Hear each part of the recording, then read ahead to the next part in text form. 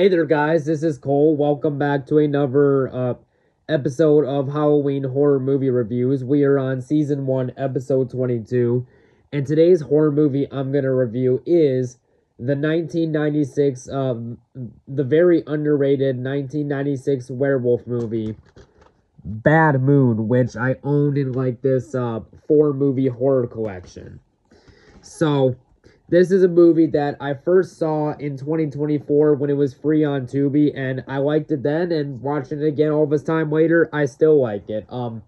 It's currently free on Tubi and Prime Video, and I got this DVD set all the way back in December of 2024, and yeah, like I said, the movie Bad Moon, really good movie, and my second favorite werewolf movie. But anyways, so what is the plot? All right, so the plot of this movie is as follows. Ted Ted is working in Nepal when he and his girlfriend are attacked by a mysterious creature. Ted survives, but his girlfriend doesn't. To help his recovery, Ted moves closer to his sister Janet and her son Brett. But Janet soon realizes that he was attacked by a werewolf. So that's the basic plot synopsis to the movie. But so how was this movie made? Well, Eric Red, who was a director that I haven't seen any of his other movies, but at the time his other movies did decently alright at the box office, and he decided to do a film adaptation of a book called Thor. Yes, this movie is actually based on a book, Thor. Yeah, after the Marvel character, but there's a reason that, but we'll get to that. But anyways, because of that, he was hired by Warner Bros. To direct a film adaptation of the movie Thor, and he decided to use the title Bad Moon as he thought it was a better title, which I agree. The movie was shot and marketed, and when the movie was released in the U.S. on November 1st, 1996, in the U.S., it received negative reviews from critics and audiences and was a box office bomb, making $1 million worldwide on a $7 million budget. However, over the years, it has gained a massive cult following. Now, as for my reaction to the movie, I absolutely love this movie. It is my second favorite werewolf movie of all time, right behind Dog Soldiers, and then An American Werewolf in London would be my third favorite werewolf movie, which I know for everyone that's their favorite. It's not quite mine, but I do really like that movie. But so without further ado, let's get into my review. So the movie starts off where we are introduced to a guy by the name of Ted, who is played by Mitchell Perry, who is in the country Nepal with his wife, and, early on in the movie, while this is going on, they go inside the tent to have adult time, doing the business, if you know what I mean, and while this is going on, a bunch of Ted's men are basically yelling, like, get out of the tent, there's something there, but Ted and his wife are distracted when they're making out in the tent. And after the werewolf manages to, attack all of Ted's men, basically Ted's wife is on top of him, and Ted sees the shadow of the silhouette of a werewolf behind him, and he yells for his wife to get away, but before she can, the werewolf manages to get a hold of his wife and brutally attack her. And then at the beginning, Ted is trying to fight it off, but the werewolf viciously scratches the side of his arm, and then Ted uses a shotgun to blow off the werewolf's head. Then we are introduced to a family. We are introduced to a mother named Janet Harrison, who is played by Mariel Hemingway, and we're also introduced to a character named Brett, which is Janet's son, who is played by Mason Gamble. And we're also introduced to their dog, Thor, who is a German Shepherd. And apparently this is based on a book. I've never read the book, so whether this movie's an accurate representation of the book or not, I can't say, but I'm judging this movie on its own terms, and I really liked it. And at the beginning of the movie, the little kid by the name of Brett is basically playing with his German Shepherd dog Thor, and the mother, Janet, goes outside, and then there's like this guy who shows up, asking, basically a businessman getting stuff out of his suitcase and, asking if she'd be interested in a proposition, and she says thanks, but no thanks. And the guy's like, hold up, let me just show you. And then, the dog named Thor, the German Shepherd, attacks the guy, bites him, and then he plans to sue. But then I like the part when Janet stands up for herself and she says, well, there's only one problem with that. I'm a lawyer, and you trespassed on my property, so that's not going to hold up in court, so you're screwed. And then the guy basically leaves, and Janet's like, can I take you to a hospital and stuff like that? And the guy's like, no, I'll walk and stuff like that. Then, early on in the movie, the main mother of the movie, Janet, and her son, Brett, are at the house, and Janet is informed on the phone with a phone call that her brother Ted is coming to visit her, and basically Ted decides to bring his camper with and stuff like that. And, early on in the movie, she doesn't have a problem with Ted. She doesn't think anything's wrong. However, the dog knows that something is off about him as well. Ted was bitten by the werewolf, and, well, he turns into it at night, which we'll get to. And the dog is basically, is going at him and stuff like that. And then, the mother, Janet, is ordering the dog to stop and stuff like that. And then I like the part when Uncle Ted, who was played by Michael Perry, who is the guy that becomes the werewolf at night, which we'll get to, is inside the camper, and the dog is, staring at him, knowing that something's not right. And he basically tells the dog to come there and stuff like that. And, and while this is going on, the little kid, Brett, and his mother, Janet, are inside the camper and stuff like that, hanging out with him. And later in the day, Uncle Ted calls his sister Janet and basically says that, I missed you so much and stuff like that. And then, however, Janet starts to get the suspicion that, based on stuff he says that on the phone, that something might not be right, And the first night that this happens, and throughout the course of the movie, the werewolf causes mayhem. For example, on the first night, in this movie, when Uncle Ted, of course, is the werewolf, there's a guy that has a plastic helmet on his head. He's running away in the forest, and then the werewolf attacks him. Really well done, intense scene.